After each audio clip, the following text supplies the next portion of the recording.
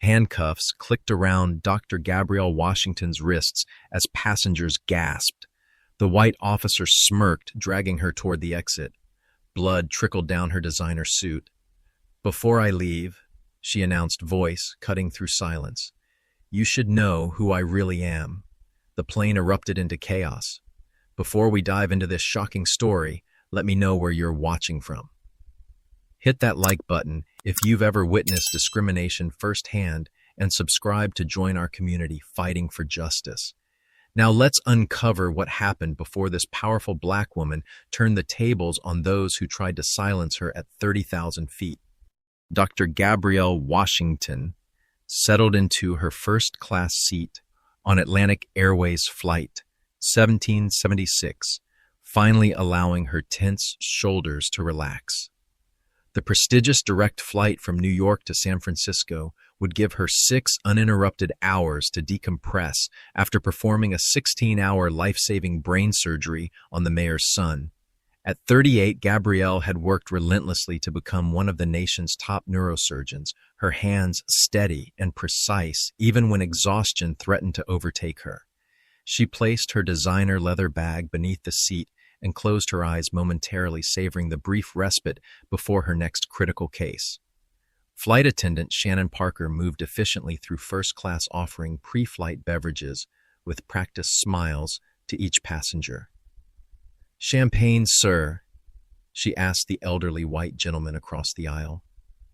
"Sparkling water, with a twist of lime for you, Mrs. Devereaux." She remembered each white passenger's preference with remarkable precision. When Shannon reached Gabrielle, her smile tightened imperceptibly. "Anything to drink?" she asked flatly, not bothering with Gabrielle's name, despite the manifest clearly visible on her tablet. "Cranberry juice, please," Gabrielle responded with professional courtesy. "And I believe I had requested a special meal for this flight. Could you confirm that's been arranged?"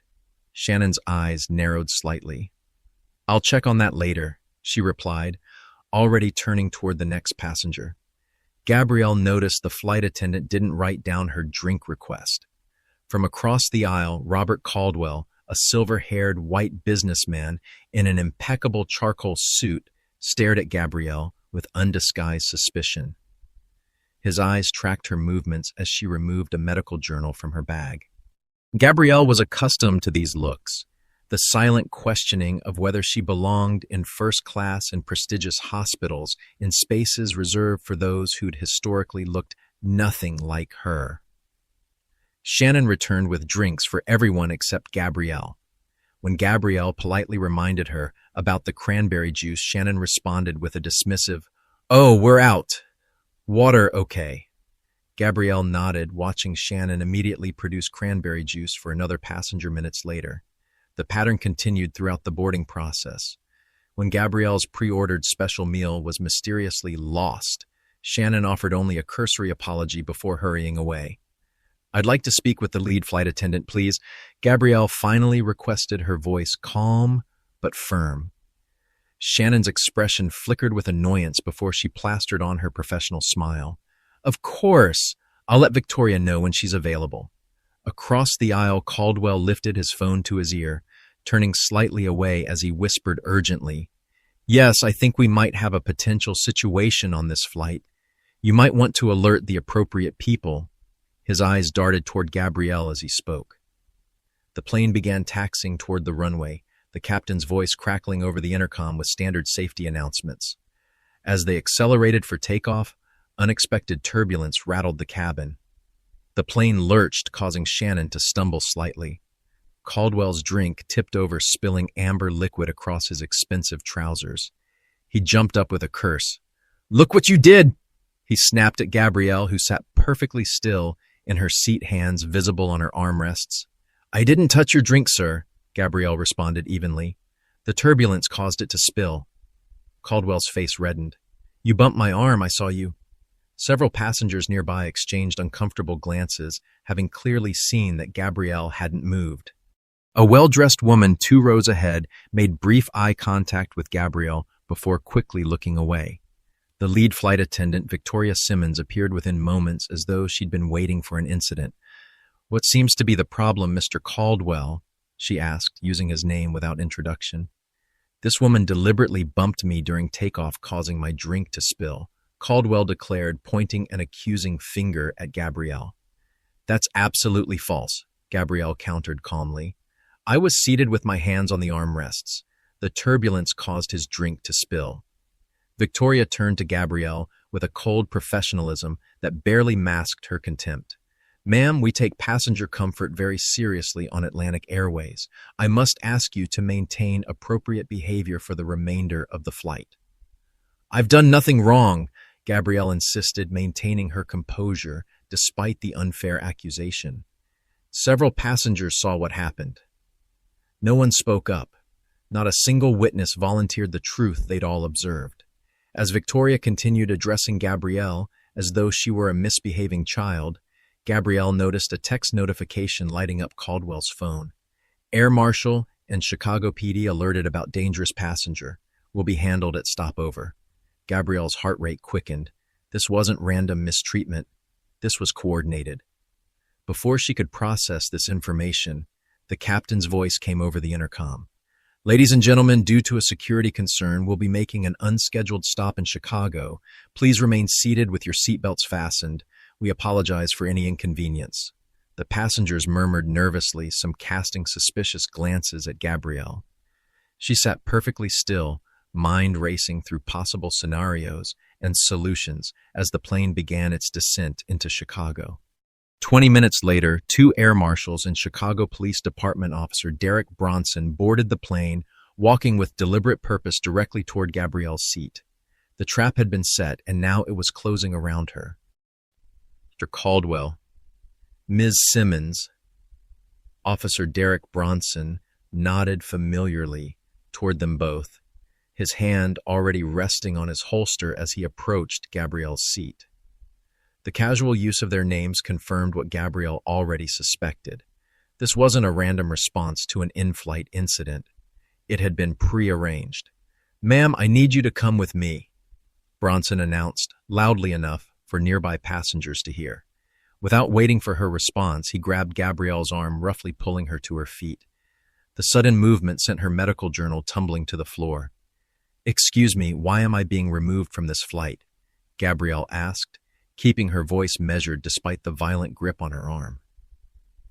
Bronson's lips curled into what barely passed for a professional smile. Disrupting flight operations and threatening passengers. That's more than enough reason. His tone suggested he was reciting lines from a practiced script. I've done neither of those things, Gabrielle responded firmly. I've been seated calmly since boarding. If you check with other passengers... Bronson cut her off with a dismissive snort. They all have excuses. Let's go without making a scene, shall we? He tightened his grip, his fingers digging into her skin. A young black man several rows back raised his phone, clearly recording the interaction. Sir, put that phone away immediately, barked one of the air marshals. Recording security operations is prohibited. The young man hesitated but lowered his phone when the marshal stepped toward him threateningly. From the corner of her eye, Gabrielle caught Caldwell and Victoria exchanging satisfied smiles. This had been their plan all along. Whatever their motivation, they had succeeded in creating a situation where Gabrielle was being treated like a criminal without cause.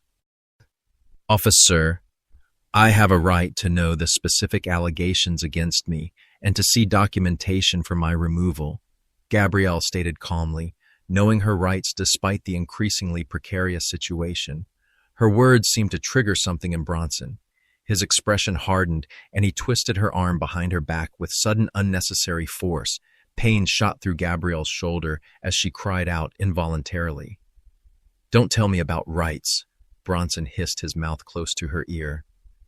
You're coming with me now. Around them, passengers averted their eyes, suddenly fascinated by the in-flight magazines or the clouds outside their windows. Not a single person intervened. An elderly white woman whispered audibly to her companion, if she'd just comply, this wouldn't happen. Why do they always have to make it difficult? The casual "they" stung Gabrielle almost as much as the physical pain. With practiced efficiency, Bronson snapped handcuffs around Gabrielle's wrists, the metal biting into her skin. He began rummaging through her purse without permission. "Well, what do we have here?" he announced triumphantly, holding up her hospital identification card as though it were contraband. "A suspicious item." "That's my medical identification," Gabrielle explained, struggling to maintain her composure. "I'm a neurosurgeon at San Francisco General Hospital. If you'd allow me to explain—" "Save it for the station," Bronson interrupted, shoving the ID into his pocket rather than returning it to her purse. He yanked Gabrielle toward the exit, moving so quickly that she stumbled in the narrow aisle. Deliberately, or perhaps not, he guided her directly into an overhead bin. The impact sent a shock of pain through her forehead, and warm blood immediately began trickling down her face. Passengers gasped audibly. The sight of a well-dressed professional woman in handcuffs, bleeding from a head wound while being roughly manhandled, finally broke through their collective silence. Murmurs of concern rippled through the cabin. As they approached the exit, Gabrielle caught sight of a news alert flashing on a passenger's tablet. Supreme Court Justice William Anderson in critical condition. Emergency surgery scheduled. The headline sent a jolt of urgency through her entire body. This wasn't just about her dignity or rights anymore. A man's life hung in the balance, a man whose historic civil rights decisions had changed the country. A man who now depended on the very surgeon being dragged off this plane in handcuffs. Gabrielle planted her feet firmly, refusing to move another step toward the exit. Blood continued trickling down her face as she lifted her chin and spoke in a clear, authoritative voice that carried throughout the suddenly silent cabin. "Before I leave," she announced, "you should know who I really am." The plane, which moments before had been filled with uncomfortable murmurs, fell completely silent. Long before she became Dr. Gabrielle Washington, she was little Gabby from Southside Chicago, a bright-eyed girl who watched her mother leave for the first of 3 jobs before sunrise each morning.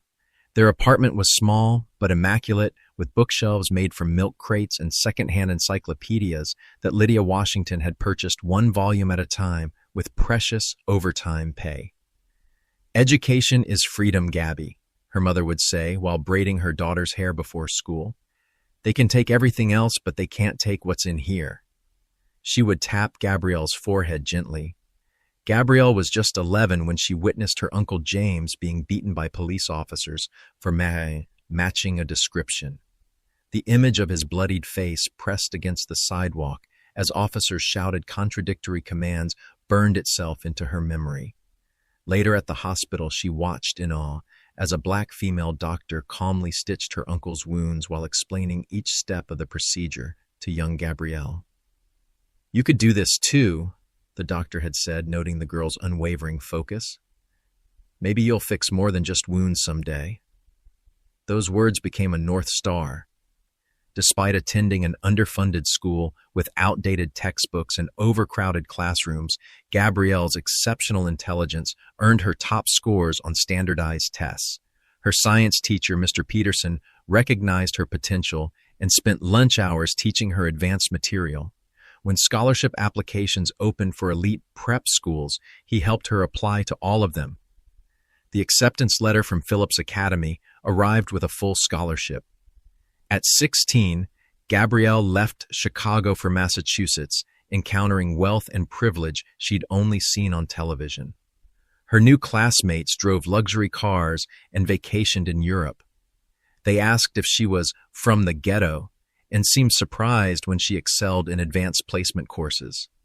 "You're so articulate," they would say, the backhanded compliment revealing their low expectations. At Harvard Medical School, the microaggressions continued. Patients would ask to see the real doctor when she entered rooms. Professors would express surprise at her insightful questions.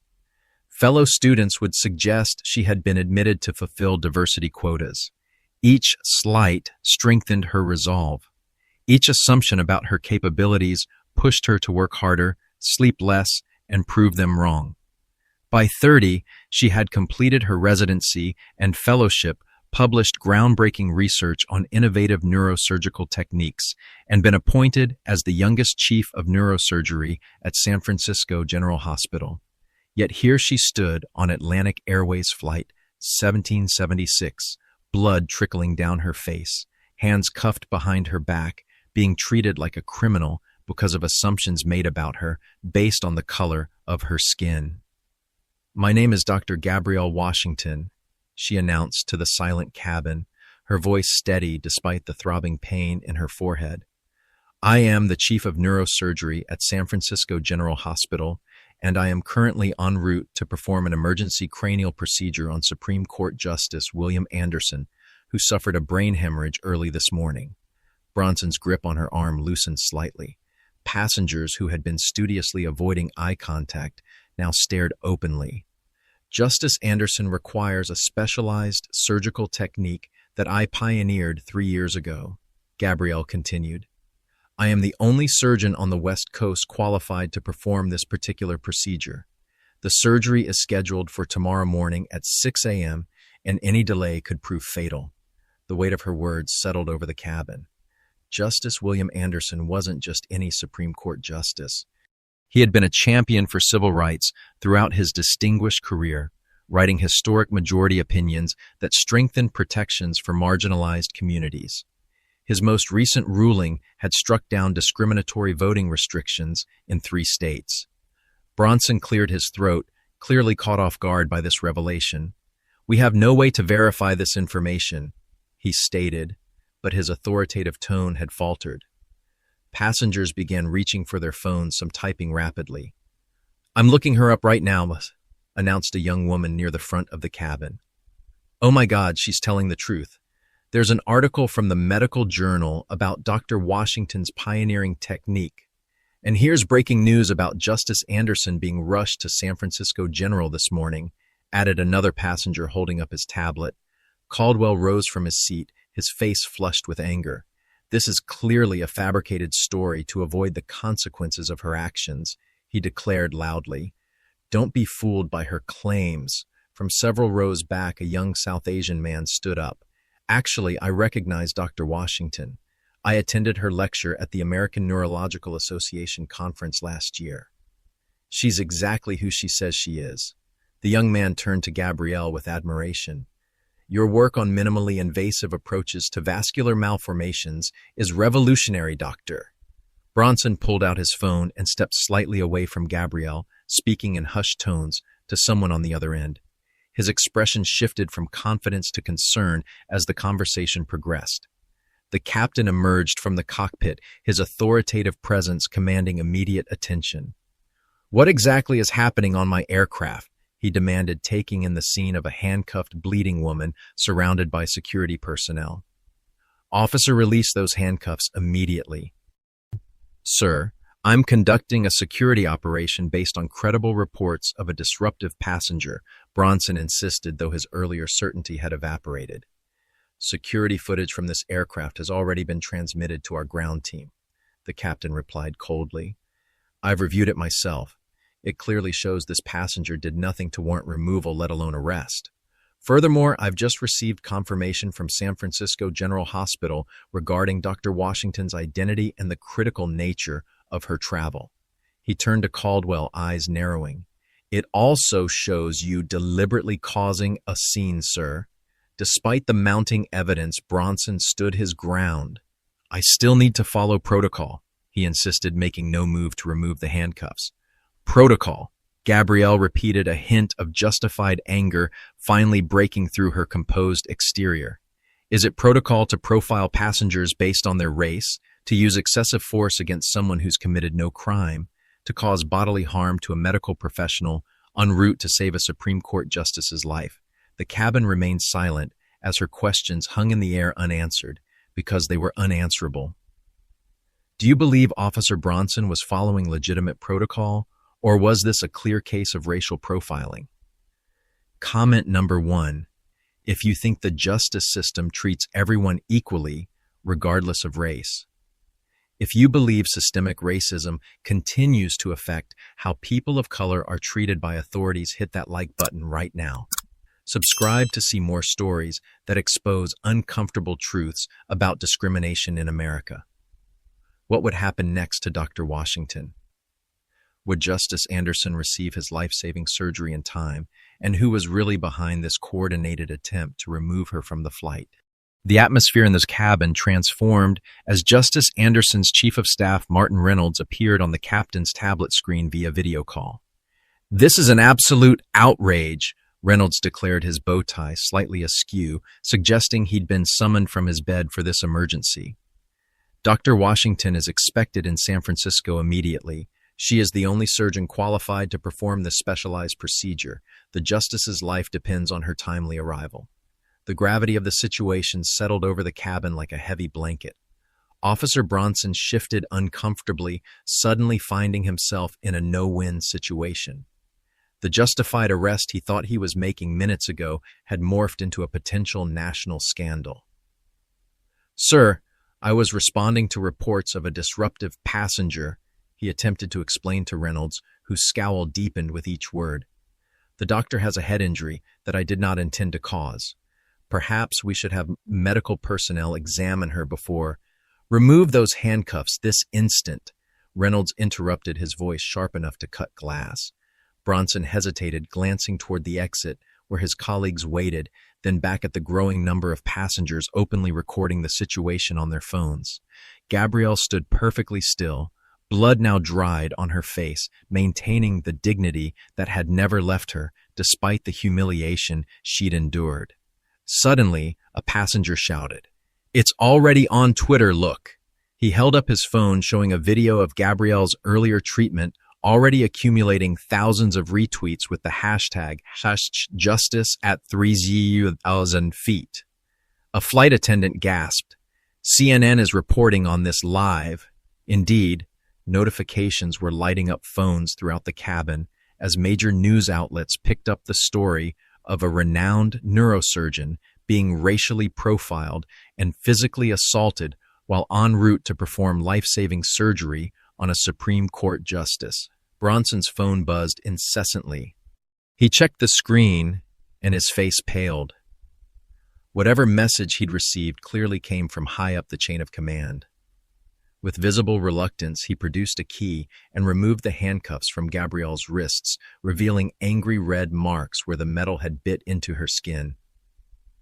"Dr. Washington, you're free to continue your journey," he muttered, not quite meeting her eyes. "I was simply following orders," Gabrielle finished for him, rubbing her wrists. "That excuse has justified countless injustices throughout history, Officer Bronson." Despite being the clear victim, Gabrielle maintained remarkable composure. She hadn't raised her voice once, hadn't become the angry black woman stereotype that would have justified her mistreatment in the eyes of many. This composed dignity in the face of injustice only highlighted the absurdity of the situation. Caldwell, seeing the tide turning dramatically against him, attempted to gather his belongings and move toward the exit. "Sir, you need to remain seated," the captain ordered firmly. "This aircraft isn't going anywhere until we get to the bottom of what happened here." A flight attendant approached with the first aid kit, offering to clean the wound on Gabrielle's forehead. As she applied antiseptic, the young flight attendant whispered, "I'm so sorry this happened. I should have said something sooner." One of the air marshals who had boarded with Bronson was speaking quietly into his radio. He approached the captain, then nodded toward Caldwell. "Sir, we've received some concerning information about Mr. Caldwell that requires immediate attention." The businessman's face contorted with indignation. "This is absurd. I'm a respected executive with Meridian Pharmaceutical," the air marshal completed, "a company currently named in a landmark case scheduled to appear before the Supreme Court next month, a case where Justice Anderson's vote could potentially cost your company billions." The revelation sent shockwaves through the cabin. This hadn't been random harassment, after all. It had been a calculated attempt to prevent Justice Anderson's surgery. Victoria Simmons, the lead flight attendant, who had earlier sided with Caldwell, now stood with her back pressed against the galley wall, eyes wide with horror at her unwitting role in the scheme. When confronted by the captain, she crumbled quickly. "Mr. Caldwell gave me $500 before the flight," she admitted, voice barely above a whisper. He said he might need my help with a difficult passenger. I didn't know. I never thought. Her voice trailed off as she realized no explanation could justify her actions. Throughout the cabin, passengers who had earlier looked away now voiced their support for Gabrielle. Some offered testimonials about what they'd witnessed. Others apologized for their silence. The young man who had attempted to record the incident approached Gabrielle with his phone. I kept recording even after they told me to stop, he admitted. I just held the phone lower. I uploaded it before they could stop me. It's gone viral. His video had indeed spread like wildfire. The hashtag, Justice at 3,000 feet, trending nationally within minutes. Media requests were flooding the airline's communications department. Civil rights organizations were issuing statements. Politicians were tweeting their outrage. Officer Bronson stood awkwardly by the exit. His earlier authority evaporated. He had become the face of systemic injustice, captured in high definition for the world to see. You should leave the aircraft now, the captain told him coldly. Your presence is no longer required or desired on my plane. Before Bronson could exit, Gabrielle spoke up. Actually, I'd prefer if Officer Bronson remained on board. Her unexpected request silenced the cabin. And Mr. Caldwell and Ms. Simmons as well. The captain raised an eyebrow but nodded his agreement. As you wish, Doctor. A medical team had been scrambled to the aircraft to properly treat Gabrielle's injury. As a paramedic examined the wound, determining it would require several stitches, Gabrielle remained focused on the bigger picture. We need to depart immediately, she insisted. Justice Anderson's condition won't wait for paperwork or statements. I can receive proper medical attention once we're airborne. Her surgical team in San Francisco was already on a conference call updating her about Justice Anderson's deteriorating condition. Despite her own injury and the trauma she'd just experienced, Gabrielle was mentally reviewing surgical approaches and preparation protocols. The contrast was stark. A woman who had just been treated as less than human was now demonstrating the highest levels of professionalism and humanity, prioritizing a patient's life over her own comfort and justified anger. As the cabin door finally closed and the plane prepared for takeoff, Gabrielle looked directly at Caldwell Bronson and Victoria. You're staying on this flight because I want you to witness what happens next, she said quietly. I want you to see exactly who you tried to remove from this plane today. The engines roared to life and Flight 1776 resumed its journey westward, carrying a very different group of passengers than it had an hour before. The power dynamics had irrevocably shifted. Justice was no longer a distant concept, but a living, breathing force embodied in a brilliant surgeon with determination in her eyes and dried blood on her face. The plane reached cruising altitude with a tension so thick it seemed to affect the cabin pressure. Passengers who had previously been engrossed in movies or sleeping now sat alert, aware they were participating in a historic moment.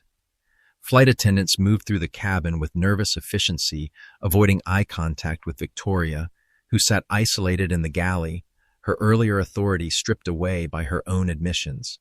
Dr. Gabrielle Washington had been moved to a more spacious seat in the first row, where she was already immersed in urgent medical preparations. The airline had established a secure connection to San Francisco General Hospital, allowing her to receive real-time updates on Justice Anderson's condition. Her fingers moved expertly across her tablet, reviewing complex brain scans that would have been incomprehensible to anyone without her specialized training. The paramedics had applied butterfly closures to her head wound as a temporary measure with proper stitches to be administered upon landing. Despite the throbbing pain and the trauma she'd experienced, Gabrielle's focus remained unshakable. Across the aisle, Robert Caldwell sat rigid in his seat, the target of undisguised hostility from surrounding passengers.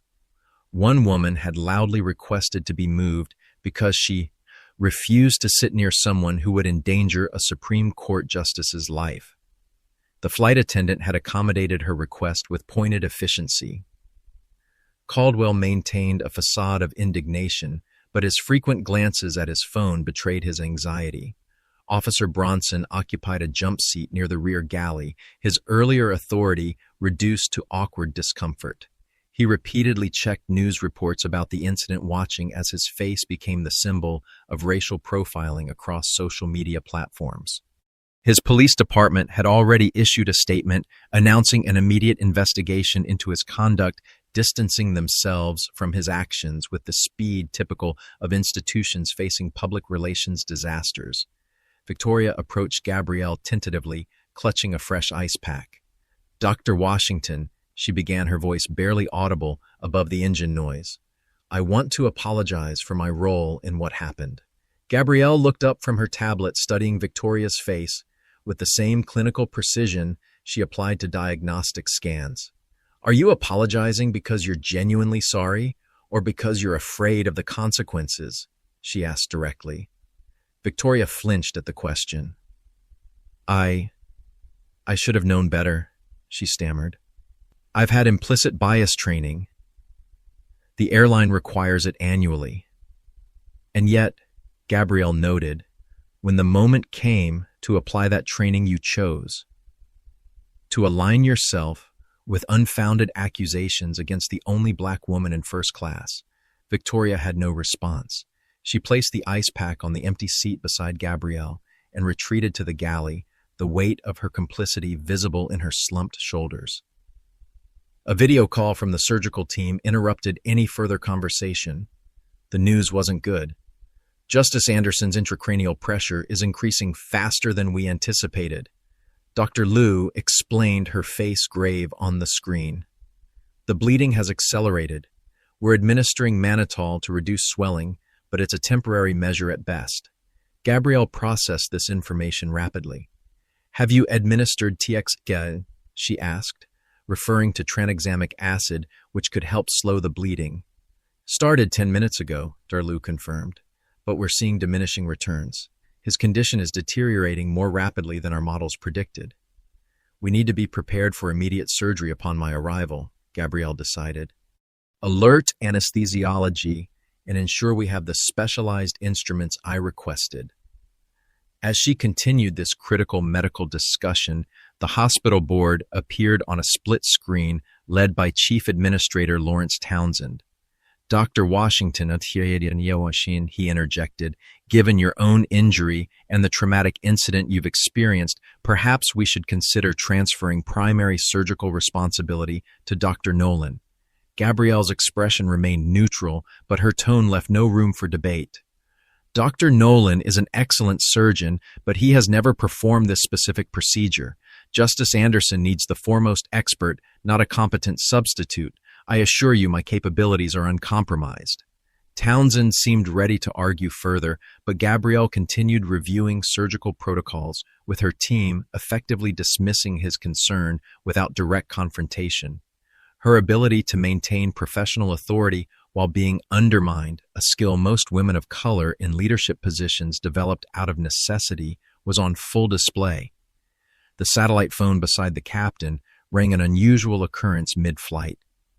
After a brief conversation, he approached Gabrielle. "Dr. Washington, Senator Elaine Montgomery is demanding to speak with whoever's in charge of this situation. I believe that would be you at this point." Gabrielle accepted the phone with a hint of recognition in her eyes. "Elaine," she said warmly, "it's been too long." The passengers nearby couldn't hide their surprise at her familiar tone with a U.S. senator. "Gabby, for God's sake," the senator's voice carried clearly through the satellite connection. "I just saw the news. Are you all right?" "I've been better," Gabrielle admitted. "But Justice Anderson has been worse." "I'm handling the Washington end of this mess," Senator Montgomery assured her. "The Attorney General is personally reviewing the incident. But Gabby, you need to know there are powerful people who don't want Anderson to recover in time for the Meridian Pharmaceuticals case. This wasn't random. I suspected as much when I saw Caldwell's connection to Meridian," Gabrielle replied, glancing toward the businessman who pretended not to listen. "The case is bigger than you know," Montgomery continued. It could establish precedent for holding pharmaceutical companies accountable for their role in the opioid crisis. Billions of dollars and countless lives hang in the balance. Their conversation was interrupted by a sudden bout of turbulence that rocked the plane violently. Gabrielle's wound, which had begun to close, reopened with the impact. Fresh blood trickled down her forehead. The medical monitoring equipment tracking her vitals beeped in alarm as her blood pressure dropped suddenly, a delayed reaction to blood loss stress and potential concussion. "Doctor needs medical attention," a flight attendant called out. The plane's first aid kit was woefully inadequate for this situation. The pilot's voice came over the intercom, tension evident despite his professional tone. "Ladies and gentlemen, due to Dr. Washington's medical situation and deteriorating weather conditions ahead, we are considering diverting to Denver for emergency medical assistance." Gabrielle grabbed the intercom handset from a nearby flight attendant. "Captain, this is Dr. Washington. Under no circumstances are we diverting. Justice Anderson's survival window is closing. I am stable enough to continue." A medical resident who had identified himself earlier approached. "Dr. Washington, with all due respect, you're showing signs of a concussion. As a medical professional, you know the risks." Gabrielle met his concerned gaze directly. "As a medical professional, I'm making an informed decision to prioritize my patient's life over my discomfort. Patch me up as best you can with what's available." Her determination silenced further objections. The resident did what he could with the limited supplies, applying pressure to slow the bleeding. Gabrielle returned to her medical briefings, ignoring the pain radiating through her skull. Every minute brought Justice Anderson closer to a point of no return. Every minute also brought them closer to San Francisco and the surgery that would determine not just one man's fate, but potentially the course of justice for years to come. The real question hanging in the cabin remained unspoken. Would they arrive in time, or had Caldwell's scheme already succeeded in its deadly purpose? "Dr. Washington, we have a situation." The captain's voice was low and measured as he knelt beside Gabrielle's seat. The flight was now 3 hours and halfway to San Francisco, with Justice Anderson's condition growing more critical by the minute. "We've received anonymous messages on our secure communication channel warning us to divert the flight." Gabrielle frowned, the movement causing fresh pain to radiate from her head wound. "What kind of messages?" "Threats," the captain replied bluntly. "Claiming mechanical issues have been arranged for our aircraft if we don't land immediately. Our engineers are conducting remote diagnostics, but so far everything checks out normally." As if to contradict his statement, the plane experienced a momentary drop in altitude that sent passengers' stomachs lurching. The seatbelt sign illuminated with an urgent chime. "Just turbulence," the captain assured her, though his expression suggested he wasn't entirely convinced. "Air traffic control is also reporting unusual interference with our designated flight path. They've had to reroute us twice already." Gabrielle glanced toward Caldwell, who was pretending to sleep. "Is he still in possession of his phone?" The captain nodded grimly. "We've been monitoring his usage. Nothing suspicious yet, but..." He stopped abruptly as a flight attendant approached with urgency. "Captain, Mr. Caldwell just emerged from the lavatory after spending 17 minutes inside. Peterson thinks he made a call, though we're not sure how. Cell service shouldn't work at this altitude." The captain's expression hardened. "Have Air Marshal Davis search the lavatory immediately." While this conversation unfolded, Gabrielle received another concerning update from San Francisco. The hospital administrator appeared on her screen, his face tight with tension. "Dr. Washington, there's been an unusual development. Someone is questioning your medical credentials and authorization to perform surgery on Justice Anderson." "What?" Gabrielle sat straighter, ignoring the wave of dizziness the sudden movement caused. "On what grounds?" "They've submitted documentation claiming your fellowship's certification was irregular and that your surgical technique hasn't been properly peer-reviewed for this application." The administrator looked deeply uncomfortable. "It's nonsense, of course, but it's creating procedural hurdles that we're working to clear before your arrival." "This is coordinated," Gabrielle stated flatly. First the plane, now the hospital. Someone is desperate to prevent this surgery. Her tablet chimed with an incoming video call from Justice Anderson's family. His daughter, Rebecca Anderson, appeared on screen, her eyes red-rimmed from crying, but her voice steady. "Dr. Washington, my father's condition is deteriorating faster than expected. The medical team says," her voice faltered momentarily, "they say if surgery doesn't happen within the next 5 hours, his chances drop significantly." "I understand, Ms. Anderson," Gabrielle responded with compassionate professionalism. "I promise you I'm doing everything in my power to reach your father in time. Please," Rebecca's composure cracked slightly. "He's not just a justice to us.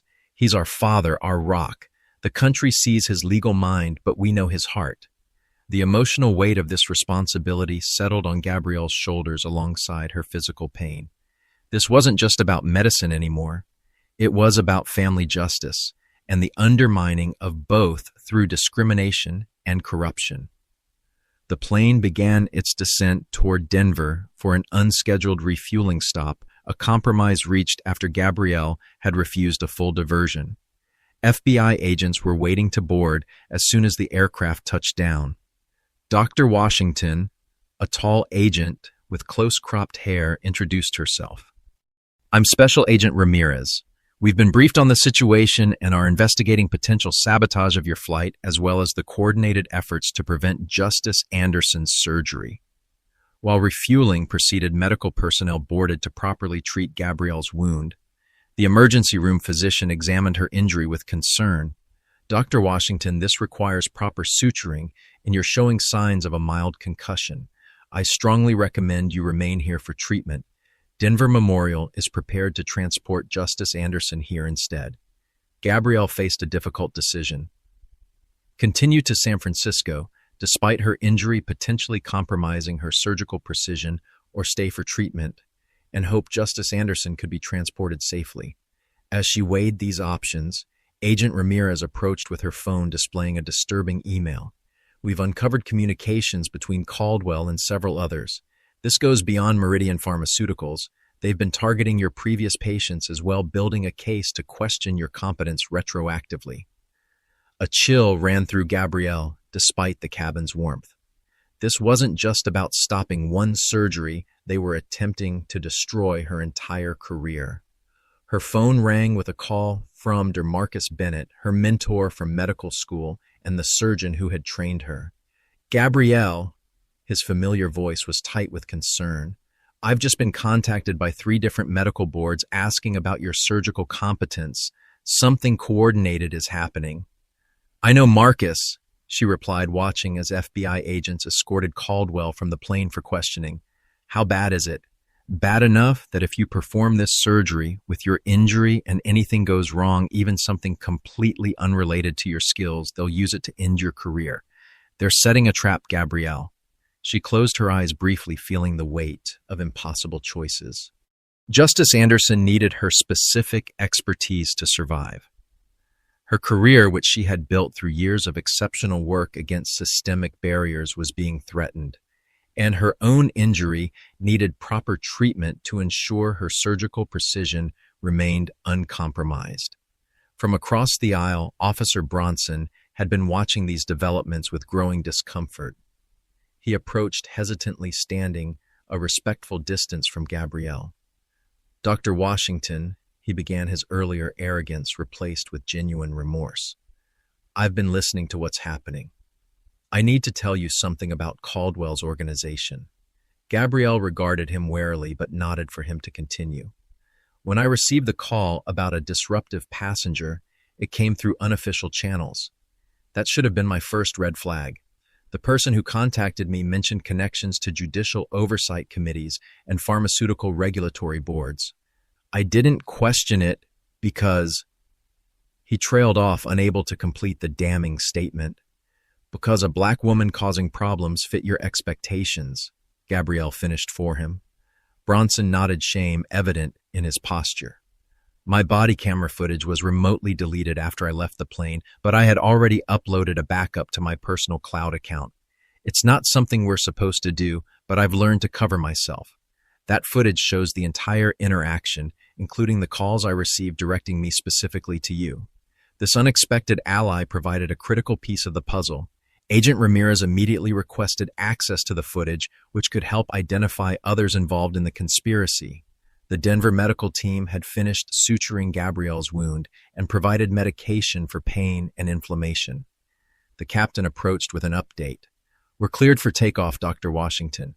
But there's something else you should know.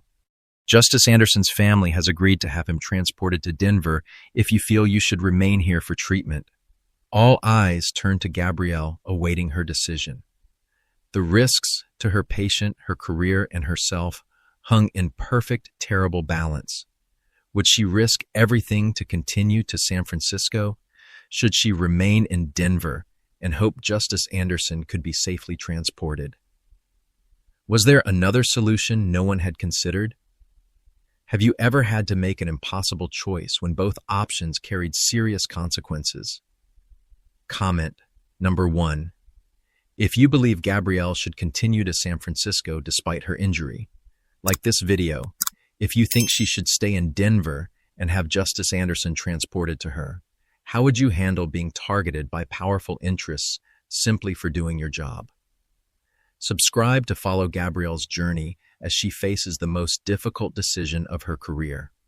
Will the conspiracy against her succeed in preventing Justice Anderson's surgery? What other challenges await her in the next leg of this journey through discrimination and courage at 30,000 feet?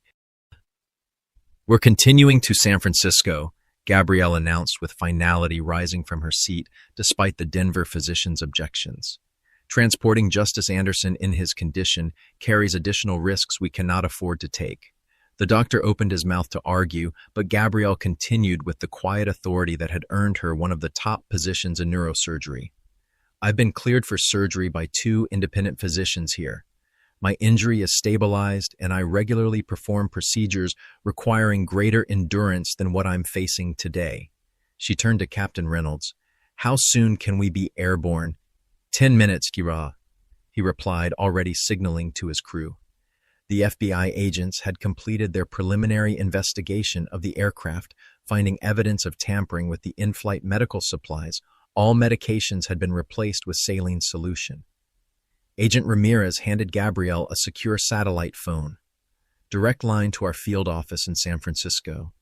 They'll be coordinating security for your arrival and transport to the hospital." As the plane prepared for takeoff, Gabrielle established a remote consultation with her surgical team in San Francisco. Her tablet displayed multiple camera angles of the operating room being prepared according to her specific requirements. "The specialized instruments from Tokyo arrived 20 minutes ago," Dr. Liu confirmed. "We've set up exactly as your protocol specifies."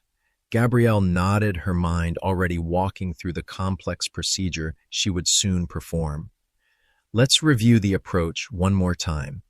Justice Anderson's angiogram shows the hemorrhage extending into the thalamic region. We'll need to be particularly careful with the perforating arteries. As she spoke, a first-year medical resident who had identified himself earlier as Dr. Patel approached hesitantly. "Dr. Washington, I noticed your sutures are pulling slightly when you turn your head to the left. May I assist?" Gabrielle assessed the young doctor carefully before nodding. "Go ahead." With surprising skill, Dr. Patel adjusted the butterfly closures, supporting her stitches, providing better support. "I was considering neurosurgery before switching to emergency medicine," he explained. "I've followed your research for years." "You have good hands," Gabrielle observed. "It's not too late to reconsider your specialty." This brief human connection amidst the crisis reminded Gabrielle why she had pursued medicine in the first place, the opportunity to recognize potential and nurture it just as others had done for her. The moment was interrupted by a commotion at the rear of the aircraft. Robert Caldwell, who had been allowed back on the plane after FBI questioning, was attempting to force his way into the cockpit. "This plane cannot reach San Francisco," he shouted, his earlier corporate polish completely abandoned. Air marshals restrained him immediately, but the desperation in his action revealed how high the stakes had become. He received another call during questioning. Agent Ramirez explained, securing Caldwell in restraints. We're tracing it now, but it seems the people he's working for are becoming desperate. Outside the plane's windows, news helicopters circled, capturing footage of the dramatic scene. The story had captivated national attention. Updates on both Justice Anderson's condition and Gabrielle's journey appeared as breaking news alerts on passengers' phones. Justice Anderson's surgeon racially profiled, assaulted on emergency flight, read one headline. Conspiracy to prevent Supreme Court surgery uncovered, declared another. As the plane reached cruising altitude, the captain made an announcement that caused Gabrielle's heart to sink. Ladies and gentlemen, we're experiencing some mechanical issues that require us to fly at a lower altitude than planned. This will add approximately 40 minutes to our flight time. The 40 precious minutes that Justice Anderson might not have. Gabrielle immediately contacted her team in San Francisco. We need to buy more time. Prepare for hypothermic protocol. The procedure would lower Justice Anderson's body temperature, slightly slowing his metabolism and potentially extending the window for successful surgery. It carried risks, but waiting carried greater ones. Halfway through the flight, Justice Anderson suffered a seizure. Gabrielle watched helplessly via video as her team in San Francisco worked to stabilize him. BP dropping Beto, Dr. Liu reported tensely. We need a decision on the anticonvulsants, Dr. Washington. Gabrielle reviewed the medication options, factoring in Justice Anderson's medical history and current condition. This was the type of high-pressure decision-making that defined neurosurgery, where the wrong choice could cause irreparable damage. Administer levetiracetam, 1,000 milligrams IV push, followed by maintenance dosing, she directed, and prepare phenytoin as backup if we don't see response within 5 minutes. The medication worked, stabilizing Justice Anderson temporarily, but Gabrielle knew they were running out of time. Every delay increased the risk of permanent brain damage or death. Senator Montgomery called again with an update. San Francisco PD will provide escort from the airport to the hospital. I've also arranged for Justice Anderson's family to meet you there. Her voice softened. Gabby, there's something else you should know. Your mother is being flown in. Gabrielle hadn't spoken to her mother in nearly 2 years, their relationship strained by old disagreements and Lydia Washington's disapproval of her daughter's workaholic tendencies. Why? She asked, genuinely surprised. She called me, Montgomery explained. She saw the news and insisted on coming. Said something about always knowing you'd change the world, just not how hard the world would fight back. And this unexpected development brought a complexity of emotions Gabrielle didn't have time to process. She had always sought her mother's approval, even while pursuing a path that took her far from home. The plane suddenly dropped several hundred feet without warning, causing oxygen masks to deploy throughout the cabin. Ladies and gentlemen, please remain calm and seated with your oxygen masks on, the captain announced, his voice steady despite the emergency. We're experiencing some irregularities with our hydraulic system. Agent Ramirez immediately used her satellite phone to contact the FBI's aviation division. After a brief, intense conversation, she turned to Gabrielle. They believe someone may have tampered with the hydraulic lines during our Denver stop. The captain can maintain control, but will need to reduce altitude further, adding more time to our journey. The news sent a wave of determination through Gabrielle. She would not be defeated by these increasingly desperate attempts to prevent her from reaching Justice Anderson. Improvising with the limited medical supplies available, she began developing a contingency plan. Dr. Patel, she called to the young resident. I need your assistance. Together, they created a modified emergency protocol that could be implemented immediately upon landing if Justice Anderson's condition deteriorated beyond certain parameters. Their makeshift planning session was interrupted by a notification from San Francisco. The hospital administrator appeared on screen, his expression grave. Dr. Washington, I regret to inform you that we've received a bomb threat specific to the surgical wing. Law enforcement is sweeping the area now. but we may need to relocate Justice Anderson to our secondary facility. This was the final straw in what was clearly a desperate attempt to prevent the surgery at all costs. No, Gabrielle stated firmly. Moving him now would be more dangerous than any theoretical threat. Secure the primary operating room and proceed as planned. I'll accept full responsibility for this decision. As they approached San Francisco airspace, Senator Montgomery called one final time. Gabby, we've identified several members of the conspiracy. This goes beyond Meridian Pharmaceuticals. There's a judicial nomination hanging in the balance that Anderson would likely block. The nominee has connections to several corporate interests, including private prisons and defense contractors. The pieces finally fit together. This wasn't just about one court case. It was about shifting the balance of the Supreme Court itself. The stakes had never been higher. As the plane began its final descent, Gabrielle closed her eyes briefly, centering herself for what would be the most challenging surgery of her career. Not just because of the technical difficulty, but because of everything that had tried to prevent her from performing it. Officer Bronson, who had been silent for much of the flight, approached one last time. Dr. Washington, he said quietly, I want you to know I'll be testifying about everything I witnessed today, not just what happened to you, but the system that made me think it was acceptable. Gabrielle nodded, acknowledging both his complicity and his chance at redemption. Sometimes the most important incisions we make are into our own beliefs, Officer Bronson. The plane touched down at San Francisco International Airport amid unprecedented security. Through the windows, Gabrielle could see police vehicles, their lights flashing, ready to escort her to the hospital. The moment of truth had arrived. Would she reach Justice Anderson in time? Would her injuries affect her surgical precision? And would the forces arrayed against them make one final attempt to stop her from saving not just a man's life, but the future of justice itself? The wheels of Flight 1776 screeched against the runway at San Francisco International Airport at precisely 5:17 p.m., nearly 2 hours behind schedule. Through the windows, a sea of flashing lights from police vehicles, ambulances, and news vans created a surreal strobing effect. Gabrielle unclicked her seatbelt before the plane had fully stopped taxiing, earning a concerned look from Dr. Patel. Protocol exists for a reason, Doctor, he reminded her gently. We're no good to Justice Anderson if we're injured in our haste. Gabrielle acknowledged his wisdom with a nod, though every fiber of her being screamed to move faster. The moment the aircraft doors opened, the organized chaos began. A team of FBI agents boarded first, creating a secure corridor for Gabrielle's exit. Agent Ramirez stayed close, speaking urgently into her communications device. Subject is moving now. Maintain perimeter integrity. As Gabrielle gathered her medical bag, Robert Caldwell made one desperate final attempt to delay her.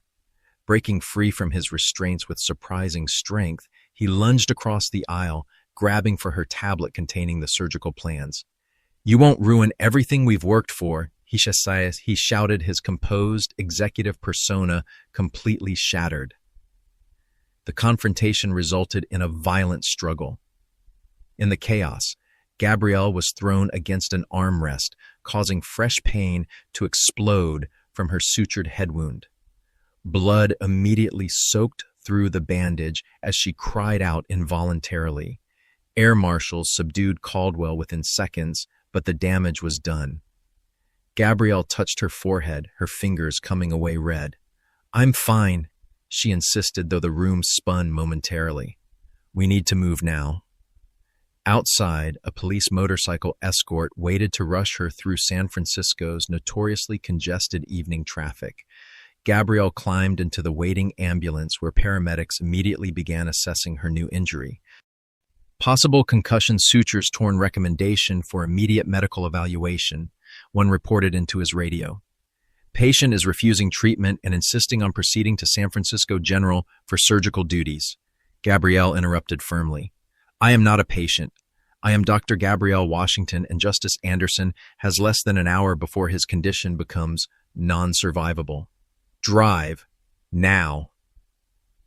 The authority in her voice broke through the protocol paralysis.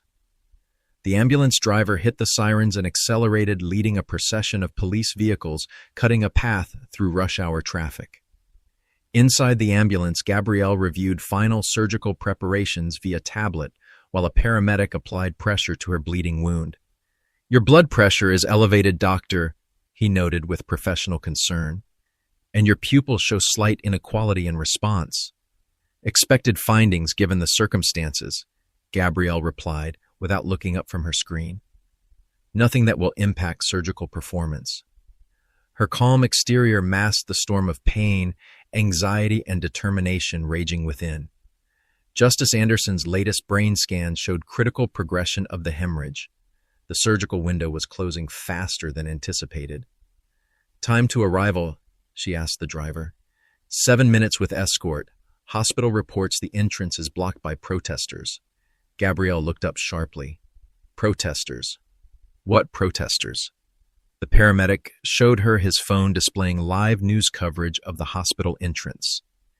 2 distinct groups had gathered supporters holding signs reading, "Justice for Justice Anderson," and "Stand with Dr. Washington," alongside counter-protesters with more ominous messages, "No special treatment," and "America First Judiciary."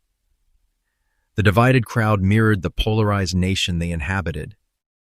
"We'll need to use the emergency bay entrance," Gabrielle decided already, texting her surgical team to prepare for her arrival through the alternative route. The ambulance weaved through traffic with expert precision, but Gabrielle could feel precious seconds ticking away. Justice Anderson's life hung in the balance, along with the future of countless legal decisions that would affect millions of Americans. Upon arrival at San Francisco General, another layer of chaos awaited. Dr. Washington. The chief of security met her at the emergency entrance. "We've had a security breach in the main operating theater. Equipment has been tampered with. We're preparing the backup OR now, but it will delay the procedure by at least 20 minutes. 20 minutes they didn't have. Gabrielle's mind raced through alternatives. The research surgical suite in the East Wing, she decided immediately. It has the necessary equipment for the procedure. We can be ready in 5 minutes if we move now. The hospital administrator, who had questioned her capabilities earlier, appeared blocking her path. "Dr. Washington, the board has serious concerns about your physical condition. Dr. Nolan is prepared to take over the procedure." Behind him stood Dr. Thomas Nolan, a competent neurosurgeon, but one who had never performed the specific technique Justice Anderson required. His expression conveyed both ambition and uncertainty. He wanted the high-profile case, but recognized he might not be equal to it. "Step aside, Lawrence," Gabrielle said with quiet intensity. "Justice Anderson requires the innovative approach I pioneered, not a conventional technique that will leave him with significant neurological deficits if it saves him at all." When the administrator hesitated, Senator Montgomery appeared accompanied by several hospital board members. "The decision has been made, Lawrence. Dr. Washington will perform the surgery as planned." The administrative obstacle cleared, Gabrielle hurried to the surgical prep area. Her team awaited, many having worked without breaks since Justice Anderson's admission. Their faces showed a mixture of exhaustion, determination, and concern as they noted her bloody bandage. "Dr. Liu," Gabrielle addressed her chief resident directly, "I want honest assessments. Is everyone prepared for what might be the most challenging procedure of our careers?" Dr. Liu surveyed the team before answering. "Some have reservations about the approach given the progression of the hemorrhage. Others are concerned about your injury, but all recognize you're the best chance Justice Anderson has." As Gabrielle began scrubbing in her hands, trembled slightly, the result of exhaustion, injury, and the adrenaline crash following hours of sustained stress. She stared at her unsteady fingers with momentary horror. A neurosurgeon with shaking hands was worse than no neurosurgeon at all. Dr. Patel, who had accompanied her from the plane, noticed her distress. Without drawing attention, he placed a cup of strong, sweetened tea beside her. For the blood sugar and caffeine, he explained quietly. My mother always said it steadies the hands better than any medicine. Gabrielle nodded gratefully, drinking the tea as she mentally reviewed each step of the upcoming procedure. The operating room had been prepared according to her specifications, though the hasty relocation meant some compromises. Justice Anderson lay on the table, his vital signs weak but stable enough for anesthesia. His head had been shaved and prepped, the marked incision site exposing his vulnerability in stark relief. For a moment, Gabrielle saw beyond the Supreme Court justice to the man, father, grandfather, human being depending entirely on her skill to survive. As she approached the operating table, Dr. Nolan stepped forward. Dr. Washington, I've reviewed your approach. I believe a conventional craniotomy would be safer given the current circumstances. Several other surgeons nodded in agreement. They were suggesting the medical equivalent of playing it safe, a standard procedure with known risks, rather than Gabrielle's innovative technique. The unspoken subtext was clear: if something went wrong with her approach, especially given her injured state, her career would be over. If something went wrong with the conventional approach, it would be considered an acceptable risk, given the severity of Anderson's condition. Gabrielle looked at each face in the room, reading the doubt, the concern, and in some cases the hope for her failure. Then she turned to the monitoring screen showing Justice Anderson's brain scans. The hemorrhage had progressed exactly as she had predicted. Conventional approaches would mean certain cognitive deficits, possibly permanent paralysis. Her technique offered the only chance for complete recovery. We will proceed with the endovascular approach combined with targeted ultrasound, she announced with authority that silenced further discussion. Dr. Liu will assist. Dr. Nolan, you're welcome to observe. As Gabrielle picked up the scalpel for the initial incision, her hand trembled visibly. The room fell silent. The anesthesiologist glanced at Dr. Nolan, who stepped forward, prepared to take over. But Gabrielle closed her eyes for 3 seconds, took a deep breath, and when she opened them again, her hand was perfectly steady. She made the first precise cut just as a security alert sounded throughout the hospital. Security breach surgical floor. All personnel implement lockdown procedures. Someone had made it past the perimeter. The final attempt to stop Justice Anderson's surgery was underway, even as it began. Gabrielle didn't hesitate. Lock the doors, she commanded. No one enters or leaves until this procedure is complete. As the security team outside handled the threat, Gabrielle focused entirely on the delicate brain tissue now exposed before her. The monitors tracking Justice Anderson's vital signs showed dangerous fluctuations. His blood pressure dropped precipitously. He's crashing, the anesthesiologist announced tensely. All eyes turned to Gabrielle, who remained impossibly calm as she identified the source of the bleeding. This is the moment we prepared for, she told her team. Beginning ultrasound targeting of the hemorrhage site. Her innovative technique involved precision that few surgeons could achieve even under optimal conditions. With her injury after the day's trauma working in a hastily prepared operating room, while security alarms blared outside, it seemed impossible. Yet her hands moved with fluid certainty, implementing a procedure she had developed through years of research and practice. The critical moment arrived, a decision point where Gabrielle needed to choose between two approaches neither attempted before in exactly these circumstances. The conventional wisdom would suggest the more conservative path. Gabrielle, seeing something in the brain structure that others missed, chose the bolder approach. For a terrifying moment, Justice Anderson's vital signs flatlined completely. The monitoring equipment erupted in urgent alarms. Asystole, called out the anesthesiologist. No cardiac output. Dr. Nolan stepped forward. Dr. Washington, we need to... Wait, Gabrielle commanded, continuing her precise movements with supernatural focus. 3 more seconds.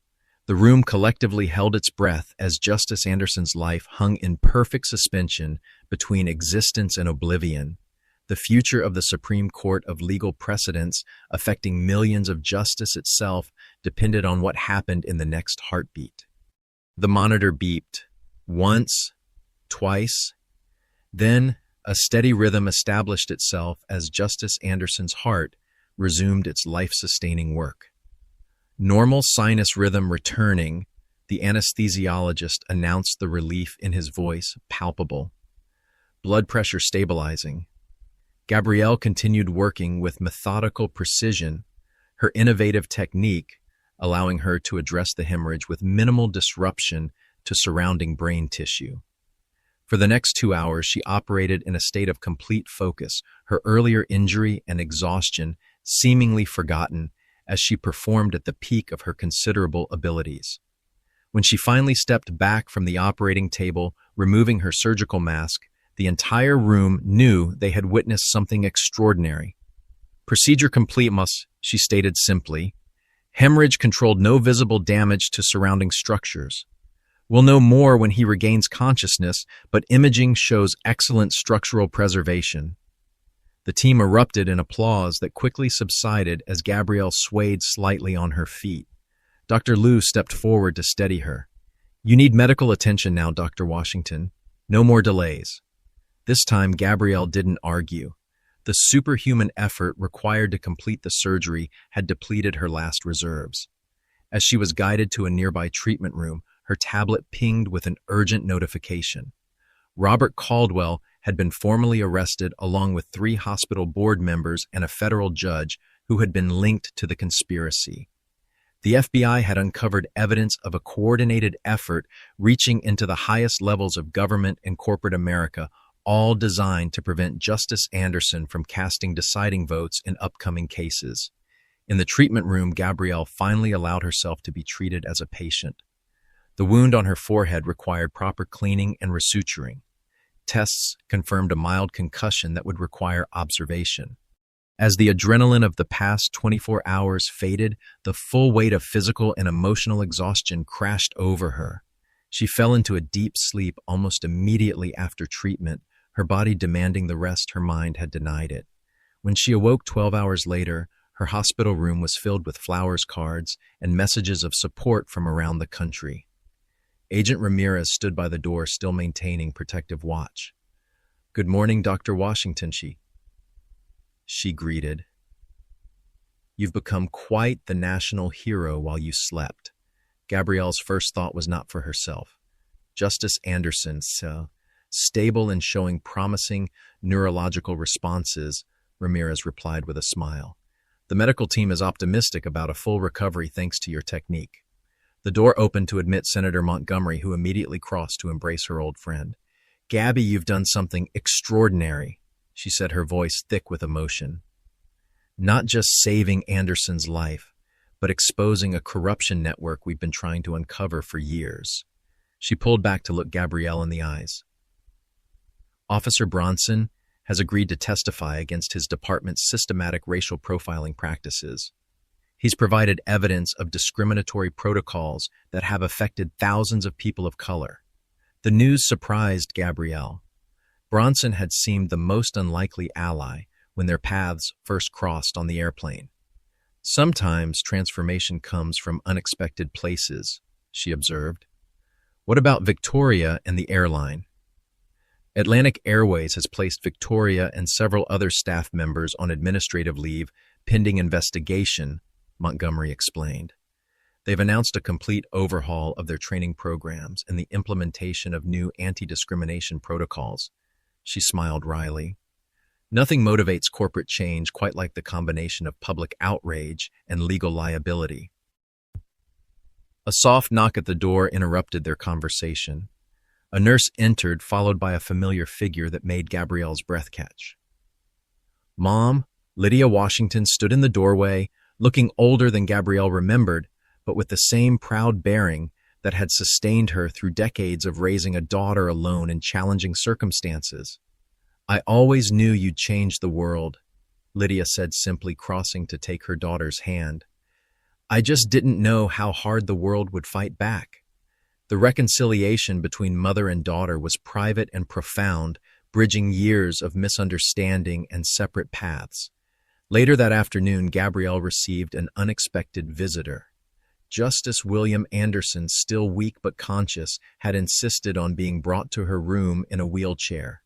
Dr. Washington, he began, his voice frail but his legendary intellect evident in his clear eyes. I understand I owe you not only my life, but your suffering for it. Gabrielle shook her head. You owe me nothing, Justice Anderson. I was simply doing my job despite those who tried to prevent it. Anderson nodded thoughtfully. And that is precisely why what happened to you matters so deeply. When the best among us are prevented from contributing their gifts because of the color of their skin, we all lose immeasurably. He reached for her hand with surprising strength. I want you to know that what I experienced through you will inform my judicial perspective in ways no legal brief could ever accomplish. 3 days later, as Gabrielle prepared for discharge, Dr. Liu arrived with unexpected news. The hospital board has unanimously approved your proposal for the Washington Foundation for Equity in Medical Education, she announced excitedly. Full funding for minority medical students facing systemic barriers.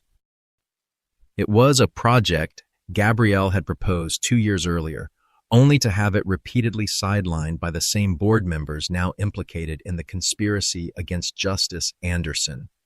Sometimes justice arrives in unexpected ways, Gabrielle observed, signing the discharge papers. The young man who had recorded the initial incident on the plane, Jamal Robinson, a law student at Berkeley, had become an unexpected ally in the aftermath.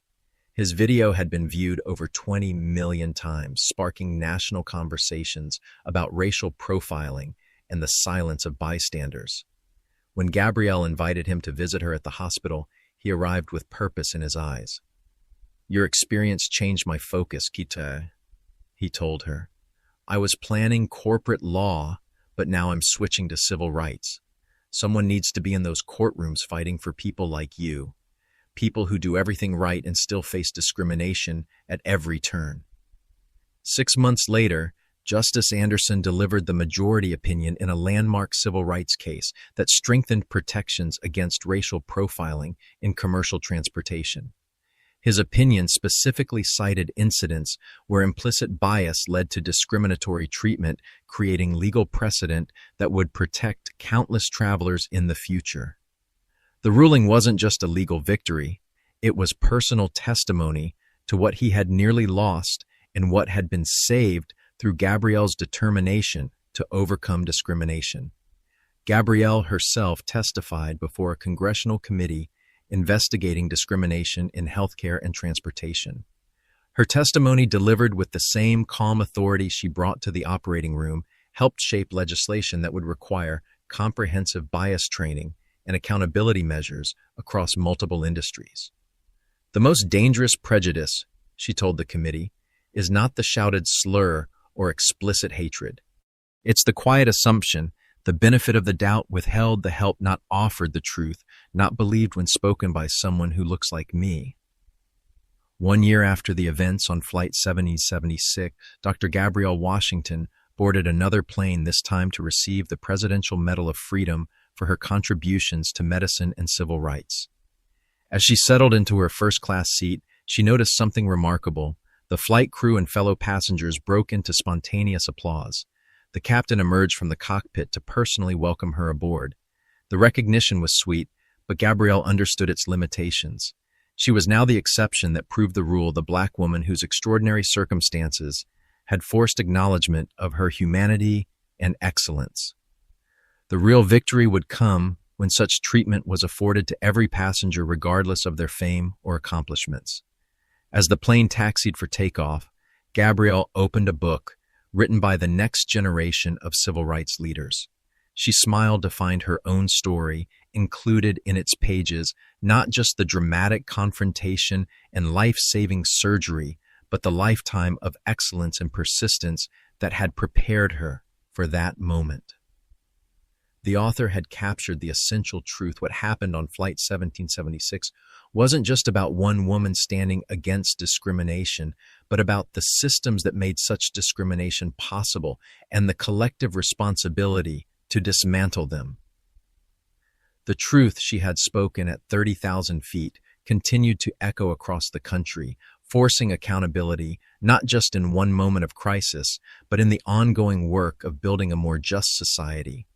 That perhaps was the most powerful operation Dr. Gabrielle Washington had ever performed, not on a single patient, but on the conscience of a nation. What would you have done if you were in Dr. Washington's position? Would you have had the courage to stand up against discrimination, even when everyone around you remained silent? Comment below with your thoughts on how we can all be better allies when witnessing injustice. If this story moved you or made you think differently about racial discrimination in America, please hit that like button and subscribe to our channel for more powerful true stories that expose uncomfortable truths. Share this video with someone who needs to understand that silence in the face of injustice is a form of complicity. Thank you for listening, and remember, one person speaking truth can change everything. Dr. Gabrielle Washington's harrowing experience illuminates profound truths about racial discrimination in America. Her story teaches us that excellence is no shield against prejudice. Despite being at the pinnacle of her profession, she was still subjected to humiliating treatment based solely on her appearance. The power of speaking truth cannot be underestimated. One sentence changed everything when she revealed her identity and purpose. We learn that systems of discrimination rely on the silence of bystanders as passengers watched her mistreatment without intervention until the truth became undeniable. The story reveals how racial bias operates within interconnected systems, from transportation to healthcare to law enforcement, creating compounding barriers for people of color. Perhaps most importantly, we see that transformation is possible even from unlikely sources like Officer Bronson when people confront their biases honestly. True justice requires not just individual courage, but structural change and accountability at every level.